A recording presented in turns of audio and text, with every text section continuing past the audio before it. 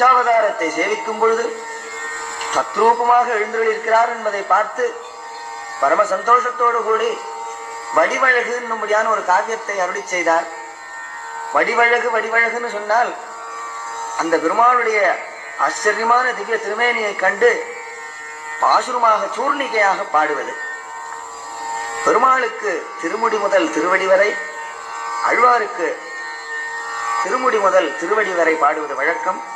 அந்த மரபிலே பேதை நெஞ்சே இன்றை பெருமை அறிந்தில்லையோ, பேதை நெஞ்சே இன்றை பெருமை அறிந்தில்லையோ, ஏது பெருமை என்று உரைத்தெனில் ஓதுகின்றேன்.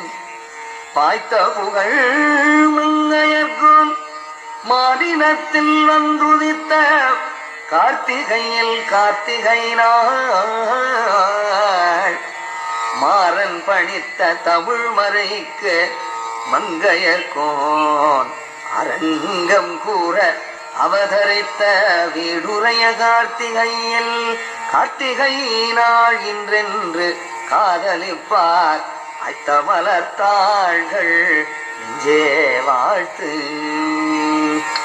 அனைத்த வேலும்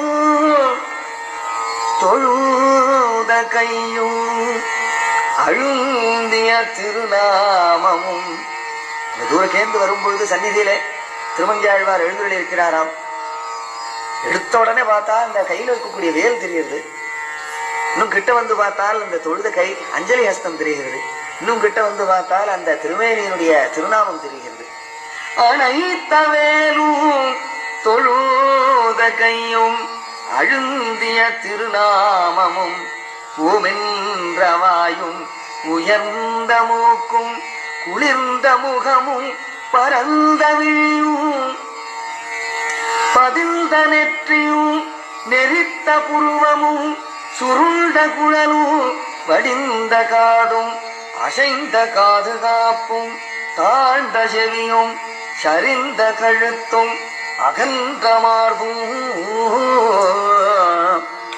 திரண்ட தோளும் நெளித்த முதுகும். சார்கத்தினுடைய அம்சமாம் எப்போது முதுகு நெளிஞ்சிருக்குமா.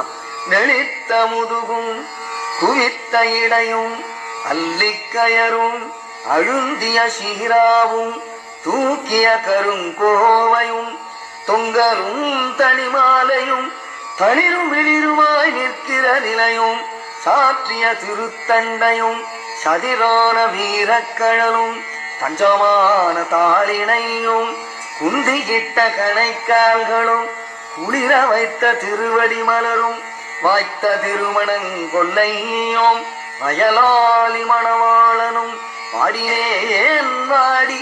அங்க ஆரம்பிச்சது பாடினேன் வாடி வருந்தினேன் வனத்தால் அங்க ஆரம்பிச்சார். பாடினேன் வாடி வாழ்வித்தருளிய நீலக்கலிகன்றி மறுவலர்த்தம் உடல் துணிய வாழ்வீசும் பரகாலன் மங்கை மன்னனான வடிவே உரைகழித்த வாழையொத்த விழிமடந்த மாதருமே. அழகான ஸ்திரீகளுடைய கண்கள், கூர்மையான கண்களுடைய ஸ்திரீகளை கண்டு இவர் மயங்கி இருந்தவர்.